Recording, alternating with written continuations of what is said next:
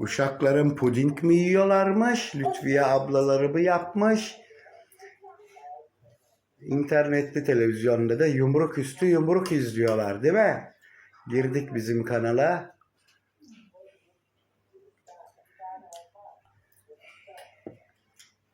Oğlum biraz daha bekleseydiniz, sıcaklar.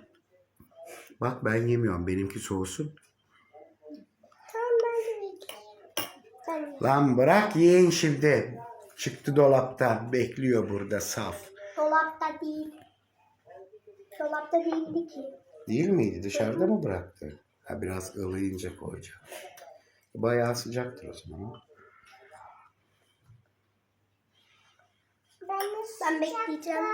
Bekleme oğlum, ye. Soğumaz. Soba yanıyor. Mal. Geçti o. İş işten geçti.